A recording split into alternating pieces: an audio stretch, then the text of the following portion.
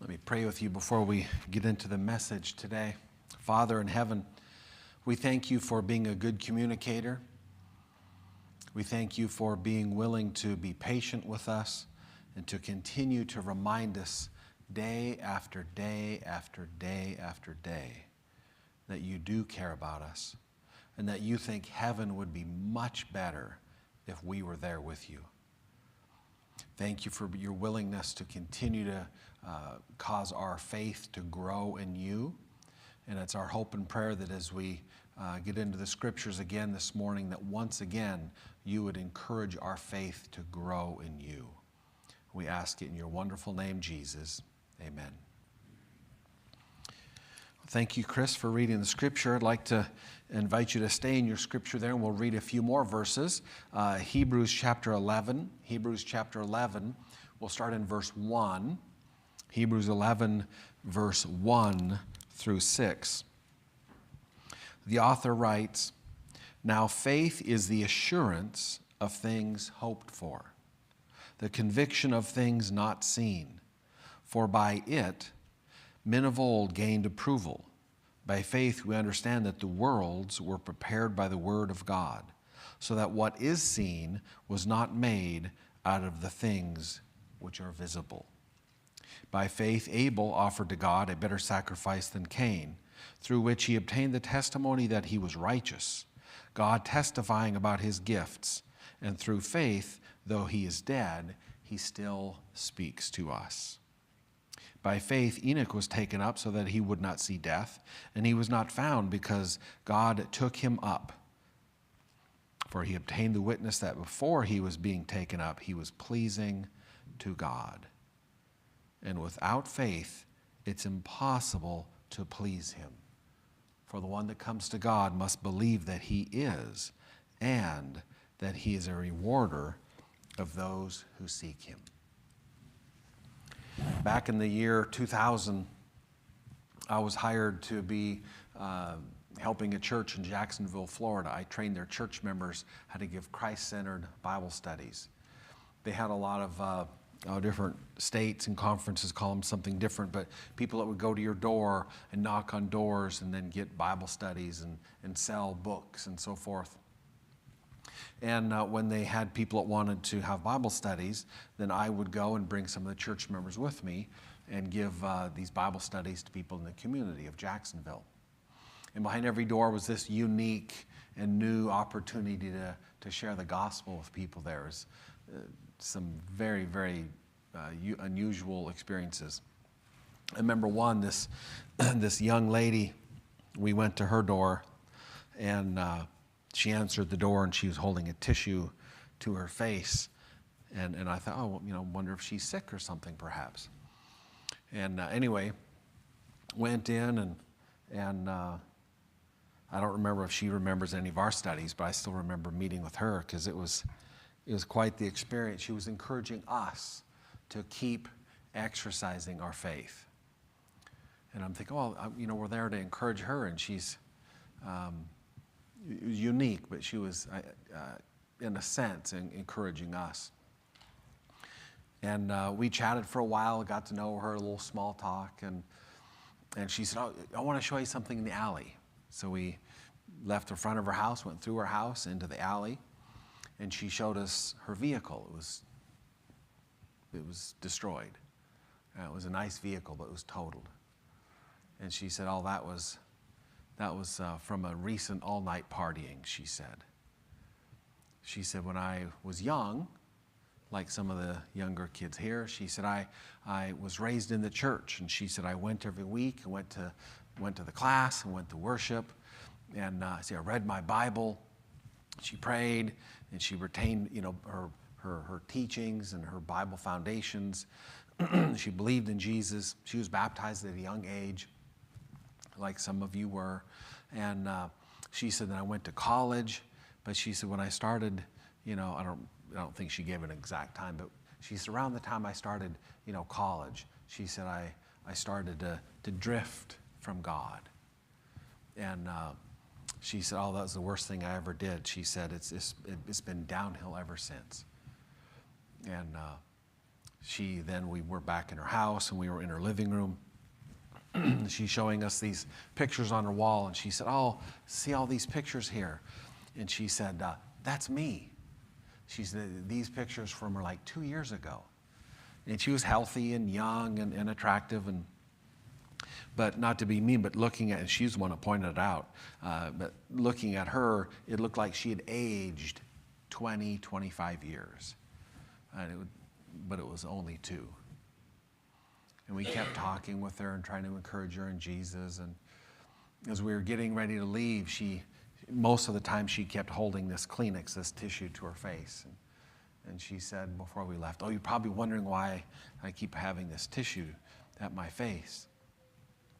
And I just, like I said, I assumed she was, was sick or something. I didn't say anything, and she said, "Well, the reason I keep having this tissue to my face is because of all the drugs I've been taking."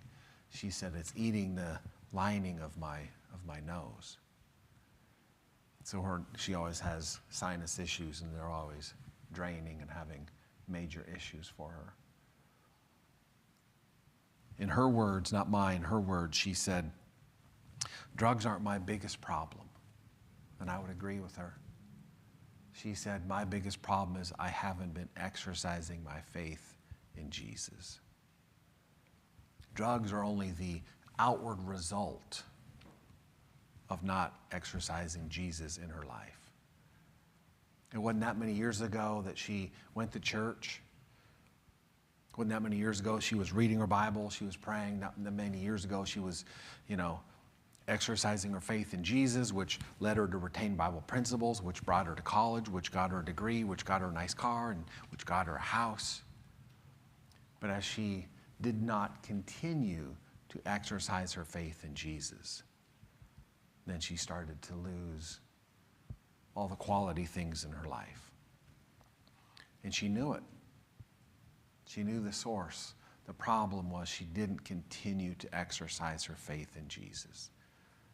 That's what it hinged on.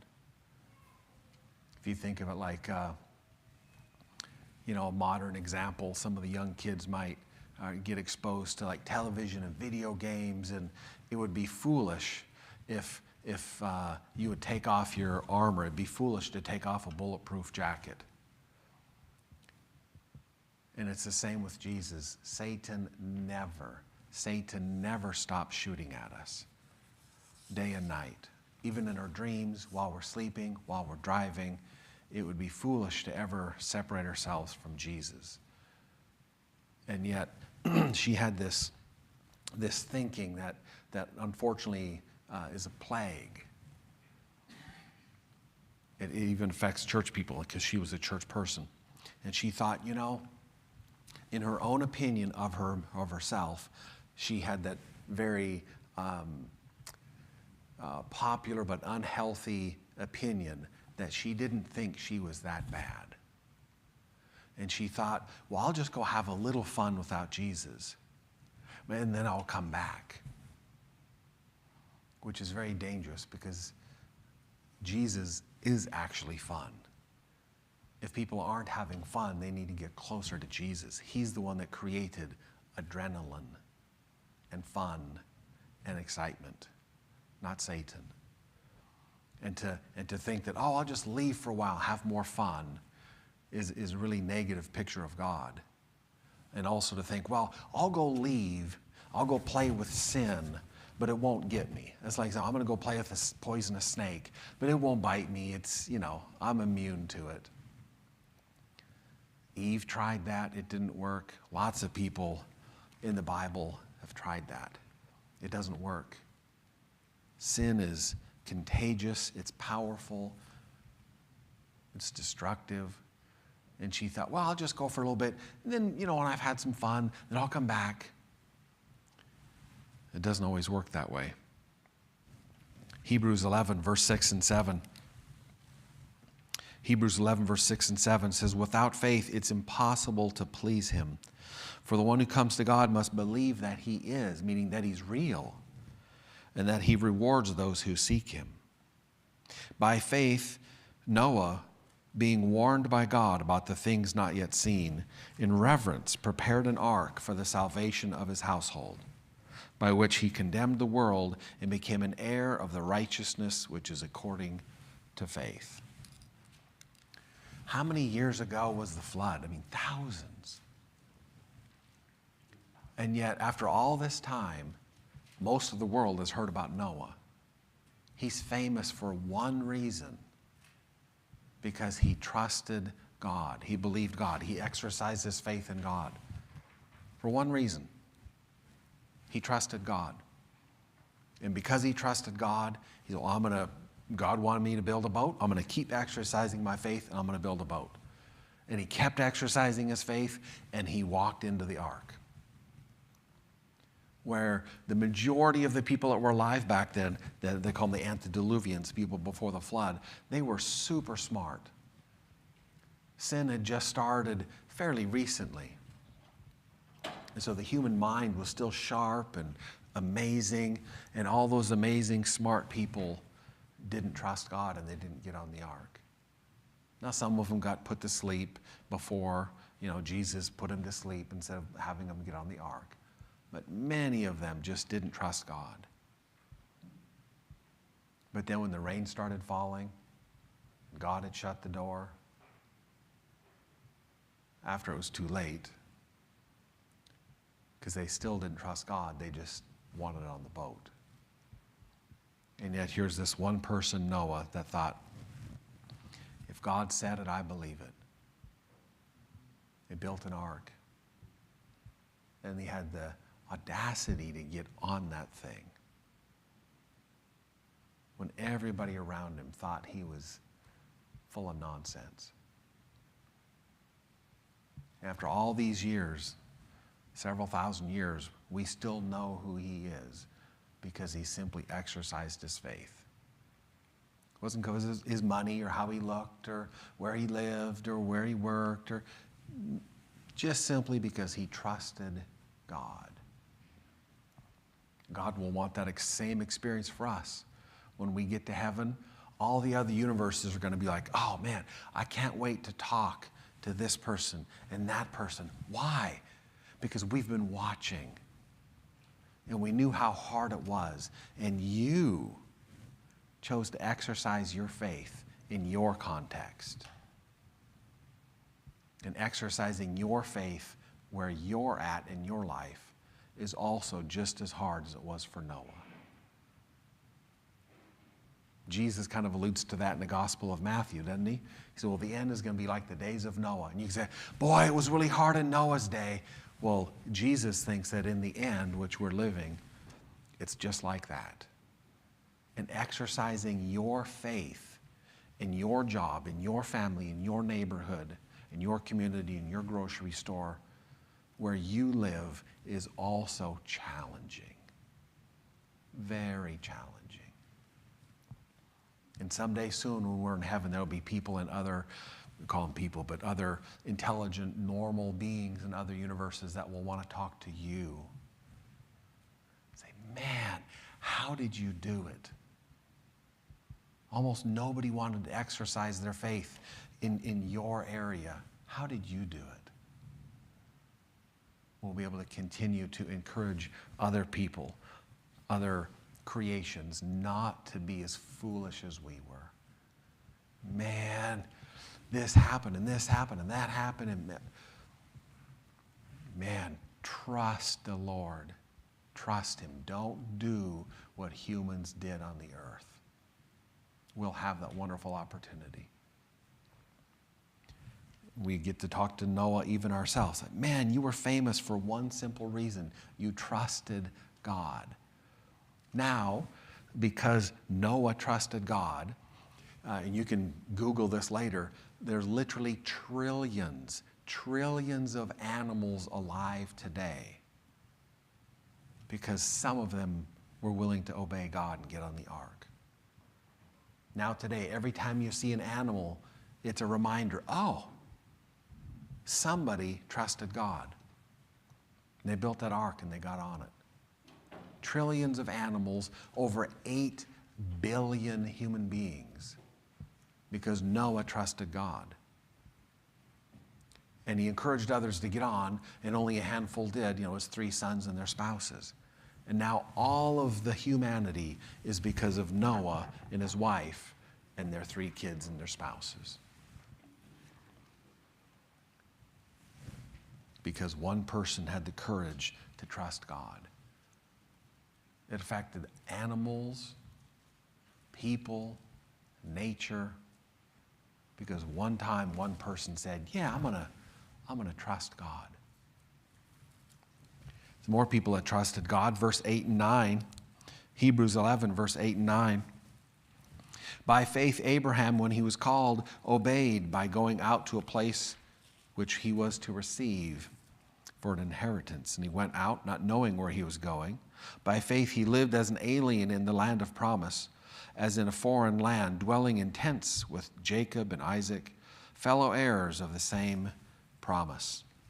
In his famous devotional book written by Oswald Chambers, some of you may be familiar with it or read it.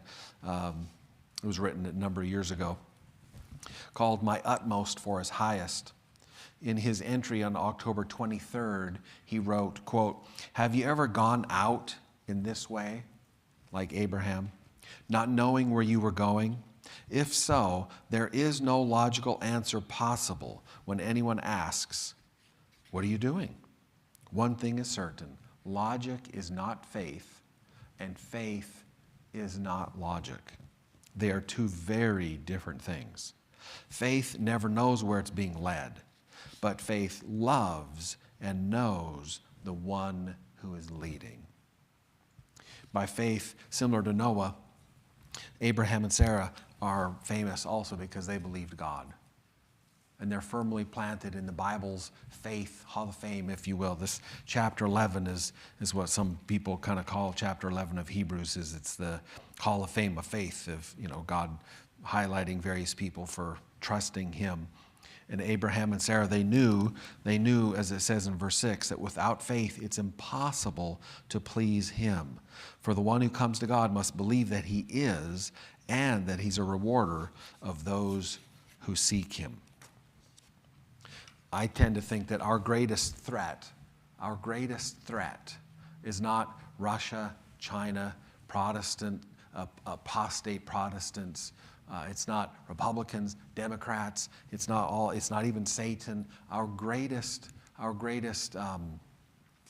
challenge is not exercising our faith. That's our greatest problem. The most glaring example, the very first being that ever got in trouble, the very first being that ever sinned, was Lucifer. And who got him into trouble? Nobody. He caused it upon himself, because in his own mind he chose to simply quit trusting God. No other fallen angel was whispering in his ear.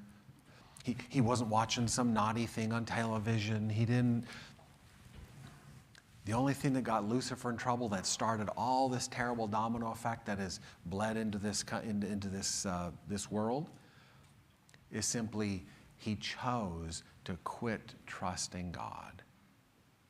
And anybody can do that all by themselves without help from anybody.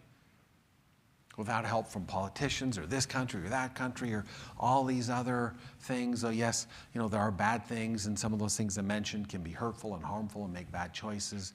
But our greatest challenge is our own choice to not keep trusting God. In the Review and Herald, October 18, 1881, Ellen White echoes the same thought. She wrote, quote, our greatest danger is in cherishing unbelief and failing to walk by faith, end quote. In the same article, she pleads with people to trust God and the Bible, adding, quote, unbelief cuts us off from Jesus, the source of strength, end quote. In another book, that was a magazine, but in this book, Faith and Works, page 68, she continues the same thought with a similar statement with just a few different words, but quote, our greatest danger is in making feelings our criteria and walking by sight rather than faith, end quote. The author of Hebrews that Chris read for us earlier in verse 6, the author of Hebrews writes it this way: without faith it's impossible to please him. For he who comes to God must believe that he is, and that he's a rewarder of those who seek him. Biblical faith seeks God and what God desires. Through faith, we are blessed, and by it, we please God, and God gives us wonderful, wonderful blessings and benefits. So if we don't exercise our faith, we're choosing the opposite type of stuff to happen, which is one of the reasons why God has those type of stories so prevalent in the Bible, when people didn't exercise their faith. Not to punish them or to be mean to them, not to discourage them or us, and certainly not because God is harsh. The reason God has many of those type of stories in the Bible is to remind us and encourage us to keep exercising our faith, because our faith really does affect us, the people around us, and God. And sometimes, like in Noah's case, it even affects animals. When God was talking to Jonah, he even mentioned the animals. Now, Jonah, I want you to go over there and help the Ninevites, and he mentioned how many people live in the community, and they need me, and they even have lots of animals. Because God knows that our choices affect us and the people around us, and sometimes even animals. And God does care. And so he wants us to make good choices. Think of Abraham and Sarah. Like Noah, they are mainly known because they trusted God. They were well advanced in years. And God took them on a very unique journey. And the Bible's really clear, according to scriptures, in this chapter and other places too, that Abraham and Sarah ultimately trusted, loved, and accepted God. Abraham was one of the rare people who even saw God. He changed his figure a little bit, but he even saw God. And the Bible's pretty clear there. We should expect that when Jesus comes again, they'll be in heaven. But because they're human, they needed to keep growing also. And one day, Sarah had this unhealthy idea, and she instead of exercising her faith in God, she was focused on other people, other marriages, because a lot of other marriages were doing this type of thing back then. And she shared the idea with Abraham, so they thought, well, let's do what other married people are doing. And because of that one time when they didn't exercise their faith properly, it affected them. It affected their kids, their grandkids, their employees. It affected the Jewish nation. It affects Christians. It affects Muslims. Now, approximately 3,800 years later, over half the entire population of the world is affected by Abraham because of the decision they made that one day. Instead of trusting God, they said, well, let's look at the other marriages and let's do what they're doing. Instead of trusting God, as it mentions here in Hebrews 11, instead of trusting God, Cain trusted himself and affected his offering. Instead of trusting God, some of the educated people trust science. They say, oh, everything was made by a big bang. Everybody trusts something. Instead of trusting God, the antediluvians trusted the earth and the planet. They said, it's not going to rain. It's never rained. I don't even know what that word is. I've never even heard of the word rain, because in the 2,000 years they lived, it had never rained ever once. Never. That's crazy guy Noah's talking about rain. It's like, no. We trust the earth. We're going to be just fine. Instead of trusting God, they trusted what he created. The Egyptians, instead of trusting God, most of them trusted Pharaoh and their man-made gods. and all the firstborn died. Instead of trusting God, one of the church leaders, Aaron, he trusted the Israelites and made a golden calf.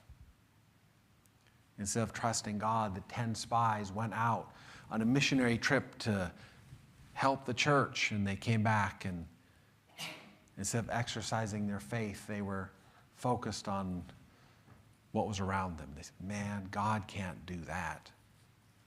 He could speak, as it says in Hebrews 11, he could speak, and there's the sun, moon, stars, the earth, cows, animals, elephants, trillions and trillions of gallons of water, and countless numbers of fish. And can you count how many blades of grass God made and how many kernels of dirt?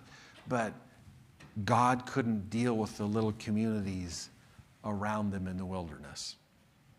God took out Egypt with blood and frogs and flies. But they didn't exercise their faith. And so the 10 spies looked at themselves, looked at the enemy, but didn't look at God and exercise their faith.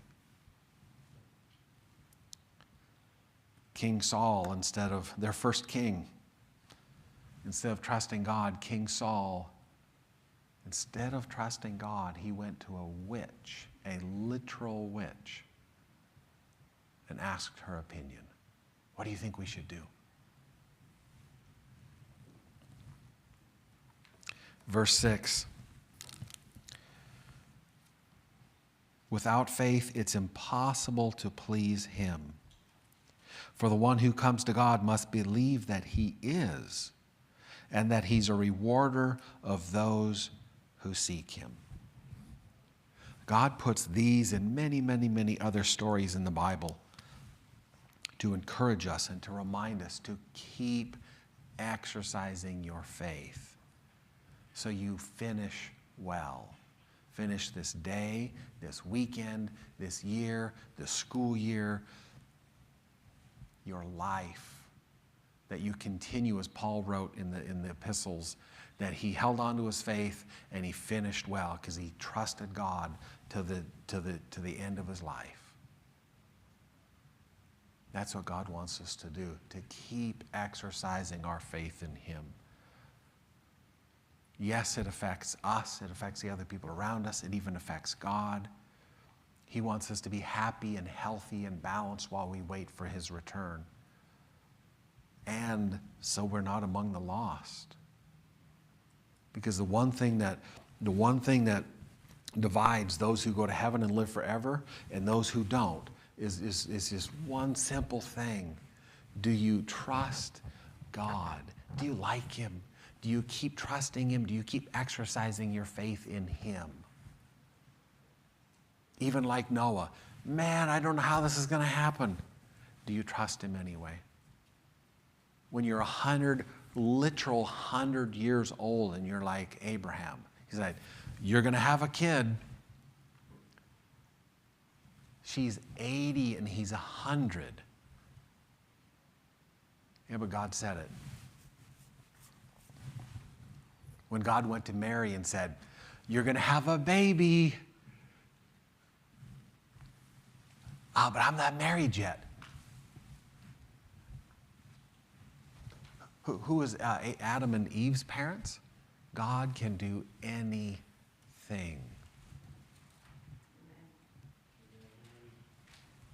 Imagine God told Enoch, hey, next month we're just going to kind of... That's like never happened. How are you? I can do whatever I want to do. Okay, all right. God can do anything. But in his uniqueness, he usually likes to work with and in and through people that trust him. Meaning he wants to do even more stuff in our community. But he prefers, because he's righteous and he's holy, but he prefers to be a little bit stubborn And in order for him to want to do nice stuff in our communities, in our homes, usually he likes to do it through people. Meaning we need to continue to be people that exercise our faith. So when God says, hey, I want to do this, because then usually he says, oh, and he starts naming names. Oh, and I want to do it through you. Yeah, you, Noah, and Abraham, and Sarah, and Enoch, and all of you. Of course, he could have just sat back and said, oh, I'm going to do this, and now I'm going to do that, but he rarely does. Usually he wants to do it in people and through us. He wants to do it in people and through us. Imagine how hard it would have been back in Noah's day. Imagine how hard it would have been to follow Noah if you didn't trust God. In defense of them, it had never, ever rained. They were living in paradise. The Garden of Eden still existed. Many scientists say that with the way that the earth was set up and the human body was still so healthy, that easily, they could have just ran or jogged over 100 miles in a day. It's just been less than a marathon to people today. Just non-issue. Who needs transportation? I'll run there. You're 150 miles away? I'll be there in a little bit. They were strong, they were large, they were fast, they were healthy. Air was healthy, water was perfect, food was still nearly perfect. Their brains, they didn't need to, we don't have anything written down. They didn't need it. They were better than computers and AI. Their minds were still so sharp. But even though their minds and their bodies in this earth was so sharp and still so close to being perfect, they missed the most important thing, and that is to trust and appreciate and exercise your faith in God. They'd never rained once ever. It was perfect. And here comes this Noah fellow. God usually uses the least. So in my assumption, though I don't know, Noah was not impressive in the community, but that's just my personal opinion. Can't prove it. Because God typically uses the least, not the best. Because if he uses the best, then they would assume, it's you because you're the best. Or it's you because you're the richest, or you because you're this.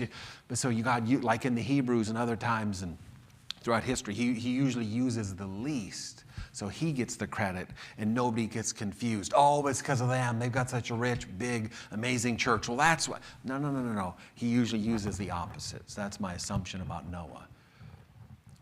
And there was hardly anybody on the boat. Imagine how hard it would have been to follow a person like Abraham to Canaan. All the years ago, back when he lived in a place in the Middle East where it still was nice and it was still had some lushness to it. And God said, just wander away from your family, your friends, your income, because we all know humans love change, right?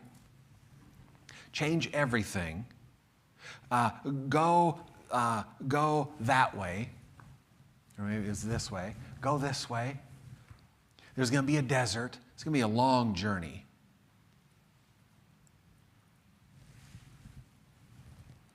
Not easy to follow Abraham if you didn't trust God. He said things about his own wife that were not true. And other people are supposed to trust him and follow him? Imagine what it would have been like to follow Moses to the promised land if you didn't trust God. Remember, he was trained by the Egyptians. He killed people, and he had a habit of being angry, and sometimes he would just run away and disappear for years. And God's great plan was, follow him. Today, some people in our denomination would call him a Jesuit. I mean, you know where he got educated? And he's killed people? He has some anger issues? And God said, yeah, I want to call those people to follow imperfect people that simply exercise their faith and trust me. Growth is slow and sloppy for most people. How's your faith this morning? David, how would you like if God asked you to follow King David? It'd be really hard if you didn't trust God. Remember, his own wife, or shall I say wives, had a hard time trusting him. How about Peter? It'd be a little challenging to follow some of what Peter wrote and said, if you didn't trust God. Because there are places where we know that Peter was a hypocrite. It'd be challenging to follow Paul if you didn't trust God. Literally half of his life, he killed people, imprisoned them, treated them terrible. And now that he's supposedly converted, so much is faith and it's not as much works. And boy, that makes some people uncomfortable if they don't trust God. Because some people would today call that sounds like cheap grace. I mean, we need to hear more about obedience and me and my behavior and what's my part? Me. And Paul says, no. Me is supposed to be dead and crucified.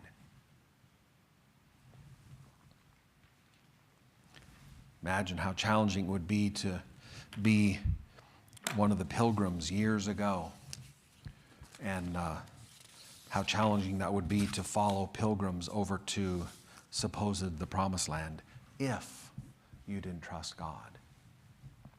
I mean, was the persecution, the religious persecution in Europe, was it really that bad? That was their job, that they had their own land, their own income, their own places, their own security. It'd be challenging to follow those pilgrims across the Atlantic if you didn't trust God. Did this place even exist? It's like all those people kept coming back. They disappeared. And did they die in a shipwreck? Is there even such a place as America? It'd be really hard if you didn't trust God. Imagine how challenging it would be to appreciate the contributions of Ellen White if you didn't trust God. There's several reasons why that would be challenging. One is she was uneducated. Other people get nervous that she was a woman because some people think, well, women shouldn't be able to say anything about, spiritual things. It'd be hard if you didn't trust Jesus. Or like I spoke about a couple of weeks ago, be hard for people in this country when they got here in the 1800s to follow and trust and follow a trail guide out west if you weren't really convicted that God wanted you to do that. There's a lot of things that can kill people between here and the Pacific Ocean. A lot of things can kill people. You have to really be confident. Does God want me to do this? And there's a lot of things between here and heaven. And the only way it works is if we are radical enough to trust Jesus. When so many people around us don't. In closing, Hebrews 11, verses 1 through 6. Now faith is the assurance of things hoped for, the conviction of things not seen. By faith, people of old gained approval. By faith, we understand that the worlds were prepared by the word of God, so that what is seen was not made out of the things which are visible. By faith, Abel offered to God a better sacrifice than Cain, through which he obtained the testimony that he was righteous. God testifying about his gifts through faith, though he is dead, he still speaks. By faith, Enoch was taken up so that he would not see death, and he was not found because God took him up. For he obtained the witness that before being taken up, he was pleasing to God. For without faith, it's impossible to please God. For the one who comes to God must believe that he is, meaning that he's real, and that he rewards those who seek him. By faith, God blesses people. By faith, we seek God and his desires. By faith, we're forgiven. By faith, we're cleansed. We're healed. By faith, we have the privilege and ability to grow and overcome sins. We don't have to keep doing the same hurtful thing to ourselves and the people around us over and over. By faith, we believe that someday soon, Jesus and some angels will appear in the sky. And by faith, we believe that somehow, we don't know, but somehow either God will start making us float or fly or give us wings, or somehow we just think he's going to come back and we're going to float up in the sky and he's going to take believers back to heaven. All of these things and more are wonderful, wonderful things. But it only happens for those people who are radical enough to keep exercising their faith. They think God is real. God cares. God is the answer. I'm not. But he'll give me a little pep talk once in a while. No. He's the answer from beginning to end. Our part is to just keep trusting him that he'll take even people like us and he'll get us through this world and into the next in the way and the time that he thinks best. And our part is to keep listening to him and to keep trusting him and to keep saying yes by faith. He's so good at what he does. And as we keep exercising our faith, it helps us. It helps the people around us, and it even affects God. And as we exercise our faith, the nice thing is that God is so unique and so kind and so generous and so creative. As we exercise our faith, the people around us don't need as much faith because they can see you. Noah, as you read the scriptures, had the faith.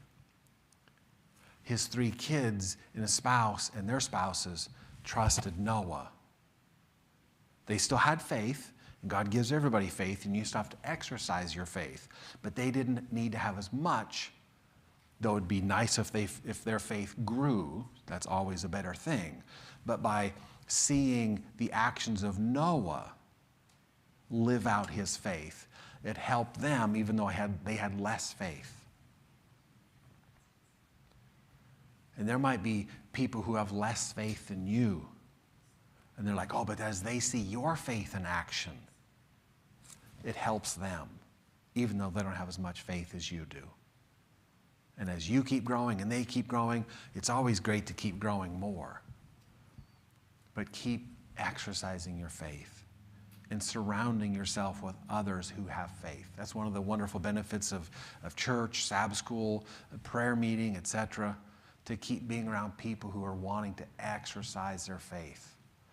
So you can actually see it and hear it in tangible ways, because it's encouraging. It rubs off on us. So with that, why don't we stand for our closing hymn, number 100 in your hymnal. In our hymnal, number 100, Great is Thy Faithfulness. And then we'll go over to share a potluck together.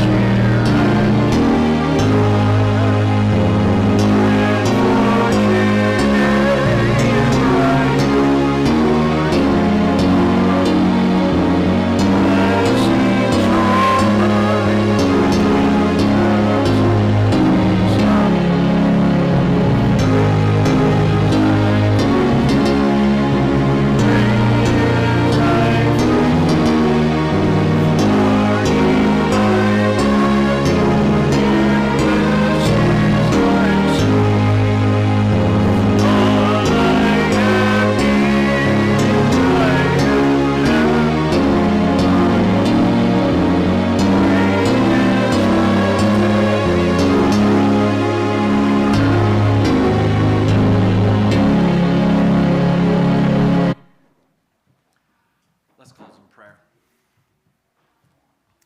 Father in heaven,